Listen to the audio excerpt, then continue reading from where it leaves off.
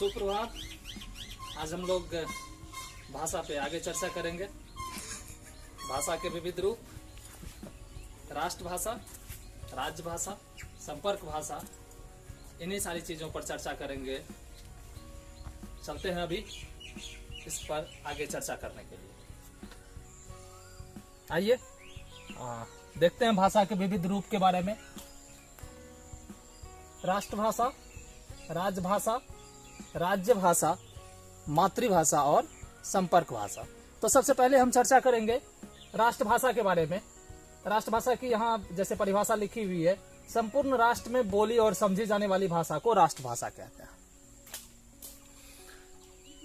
संपूर्ण भारत में जितने सारे राज्य हैं या भारत के जिस जिस हिस्से में आप जाएं, तो अमूमन पूरे राष्ट्र में जिस एक भाषा को सभी लोग जानते और समझते हैं, बोलते और समझते हैं, वो राष्ट्रभाषा कहलाती है। माना जाता है या हम सभी हिंदुस्तानियों ने मान लिया है कि हमारी राष्ट्रभाषा हिंदी है, लेकिन संविधान ने इसे आधिकारिक रूप से अभी तक मान्यता नहीं दी है कि हिंदी हमारी राष्ट्रभाषा है। लेकिन अघोषित तौर पर ही सही हिंदी हमारी राष्ट्रभाषा है, ऐसा सभी लोग मानते हैं, क्योंकि पूरे राष्ट्र में एकमात्र हिंदी ही ऐसी भाषा है जो बोली और समझी भी जाती है।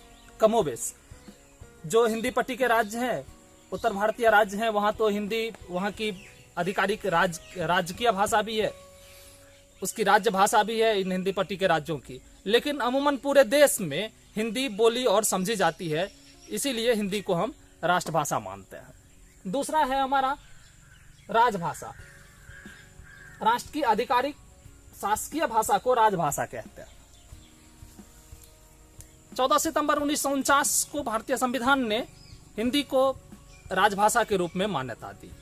ये आधिकारिक शासकीय भाषा है इस गणराज्य की, इस संघ की। हिंदी हमारी राजभाषा है, इसे संविधान ने मान्यता दी है। इसीलिए हम जैसा भी मैंने आप लोगों को बताया कि 14 सितंबर 1949 को हिंदी को राजभाषा के रूप में मान्यता मिली है। इसीलिए संपूर्ण राष्ट्र 14 सितंबर को हिंदी दिवस के रूप में मनाता है। राजभाषा की अगर हम सामान्य परिभाषा दें, छोटी सी परिभाषा दें कि सरकारी कामकाज की जो भाषा है उसे हम राजभाषा कहते हैं। इसके प्रावधानों के तहत जितने शासकीय कार्य होते हैं वो हिंदी में होने हैं। हालांकि दूसरी आधिकारिक भाषा के तौर पर अंग्रेजी को मान्यता मिली हुई है, लेकिन प्रथम जो भाषा है वो राजभाषा हिंदी के लिए ही मानी जाती है, हिंदी को ही मानी जाती है। तो इस तरह से हिंदी हमारी राजभाषा है, वो शासकीय आधिकारिक शासकीय भाषा है हमारे इस राष्ट्र की। तीसरी यहाँ पे भाषा के विविध रूपों में तीसरी चर्चा हम करेंगे राज्य भाषा की। प्रदेश की अपनी शासकीय भाषा राज्य भाषा कहलाती है। जिस तरह से संपूर्ण राष्ट्र की अपनी आधिकारिक शासकीय भाषा है और वो हिंदी है, उसी तरीके से हर राज्य की भी अपनी अपनी आधिकारिक शासकीय भाषा होती है। जैसे मैं बिहार की चर्चा करूं तो बिहार की आधिकारिक शासकीय भाषा जो है वो हिंदी है। जैसे मैं महाराष्ट्र की बात करूं तो उसकी अपनी भाषा मराठी है। मणिपुर की चर्चा करूं तो वहां की भाषा मणिपुरी है। पश्चिम बंगाल की बांग्ला है। तो इसी तरीके से हर राज्य की अपनी अपनी आधिकारिक शासकीय भाषा होती है और वो राज्य भाषा कहलाती है। इसके बाद आगे बढ़े हम मातृभाषा। भाषा परिवेश से सीखी हुई प्रथम भाषा मातृभाषा कहलाती है। यहाँ पर इस परिभाषा में थोड़ा सा संदेह हो सकता है लोगों को, या लोग सवाल उठा सकते हैं कि भाषा परिवेश से सीखी हुई प्रथम भाषा मातृभाषा कहलाती है, जबकि आज तक हम ये जानते आए हैं कि माँ से सीखी हुई, जैसे इस शब्द में ही शब्द से ही लगता है कि माँ से सीखी हुई भाषा को हम मातृभाषा कहते हैं। सही भी है, जो हम पहली भाषा सीखते हैं अपने माँ से, अपने पिता से, अपने परिवार से ही सीखते हैं, तो हमारी वही भाषा जो है वो मातृभाषा कहलाती है। लेकिन कई एक मामलों में देखा गया है कि ठीक है, बच्चा यहाँ हिंदी भाषा भाषी परिवार में जन्म लेता है, लेकिन जन्म के साथ ही किसी कारणवश, किसी दुर्घटनावश वो तमिल भाषा भाषी परिवार में पहुंच जाता है। तो ऐसे समय में या ऐसी परिस्थिति में वो बच्चा पहली भाषा क्या सीखेगा? हिंदी या फिर तमिल? स्वभावतः उसकी पहली भाषा जो होगी वो तमिल होगी, क्योंकि जन्म के साथ ही वो तमिल भाषा भाषी परिवार में चला गया। तो उसकी मातृभाषा जो है उस बच्चे की वो तमिल होगी, ना कि हिंदी होगी। जन्म होता है उसका हिंदी भाषा भाषी परिवार में, लेकिन वो परवरिश होती है उसकी, वो सीखता पहली भाषा है तमिल भाषा भाषी परिवार में जाकर के तमिल भाषा को।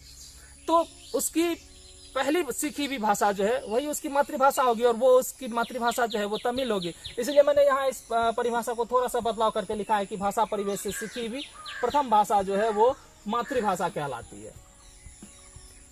अगली और पांचवी और अंतिम भाषा के विविध रूपों में संपर्क भाषा है। अलग अलग भाषा परिवेश के लोगों के लिए आपसी संवाद हेतु व्यवहृत भाषा संपर्क भाषा कहलाती है। अलग अलग भाषा परिवेश के लोगों के लिए आपसी संवाद हेतु व्यवहृत भाषा, जैसे मान लीजिए कि कोई व्यक्ति पश्चिम बंगाल का है तो उसकी भाषा क्या होगी? बांग्ला होगी। दूसरा एक महाराष्ट्र का व्यक्ति है तो उसकी भाषा क्या होगी? मराठी होगी। इन दोनों व्यक्ति, एक जो कि बांग्ला जानता है और दूसरा मराठी जानता है, तो ये दोनों व्यक्ति आपसी संवाद कैसे स्थापित करेंगे? तो इनके लिए कोई एक ऐसी भाषा होनी चाहिए जिनमें कि ये आपसी संवाद स्थापित कर सके, क्योंकि मराठी जो व्यक्ति है जिसकी भाषा मराठी है उसे बांग्ला नहीं आती और बांग्ला वाले को मराठी नहीं आती, और जरूरी भी नहीं है। तो मराठी व्यक्ति को बांग्ला भाषी व्यक्ति से संपर्क स्थापित करने के लिए किसी तीसरी भाषा की जरूरत पड़ती है, और वही भाषा संपर्क भाषा कहलाती है। और पूरे देश में, मतलब हिंदुस्तान में संपर्क भाषा के रूप में हिंदी को मान्यता मिली हुई है। एक मराठी अगर किसी बांग्ला से मिलता है तो दोनों के संवाद की जो आपसी भाषा होगी, आपसी संवाद की जो भाषा होगी वो हिंदी होगी, चाहे टूटी फूटी ही सही, लेकिन बोलते और समझते मराठी भी हैं, और हिंदी को टूटी फूटी ही स्थिति में सही बोलते और समझते बांग्ला भाषी भी हैं। इसीलिए वे दोनों लोग आपस में संवाद स्थापित करने के लिए हिंदी का उपयोग करते हैं। तो इस तरीके से हमारी संपर्क भाषा जो है राष्ट्र के अंदर वो हिंदी है। तो अभी आपने देखा कि भाषा के विविध रूपों में हमारे पास यहाँ 5 रूप है: राष्ट्रभाषा, राजभाषा, राज्य भाषा, मातृभाषा और संपर्क भाषा। राष्ट्रभाषा, एक बार मैं फिर से सभी की परिभाषा अलग अलग बोल दूं। राष्ट्रभाषा, संपूर्ण राष्ट्र में बोली और समझी जाने वाली भाषा को राष्ट्रभाषा कहते हैं। राजभाषा, राष्ट्र की आधिकारिक शासकीय भाषा को राजभाषा कहते हैं। राज्य भाषा, प्रदेश की अपनी शासकीय भाषा राज्य भाषा कहलाती है। मातृभाषा, भाषा परिवेश से सीखी हुई प्रथम भाषा मातृभाषा कहलाती है। और संपर्क भाषा, अलग अलग भाषा परिवेश के लोगों के लिए आपसी संवाद हेतु व्यवहृत भाषा संपर्क भाषा कहलाती है। आज के लिए बस इतना ही। शुभ विदा।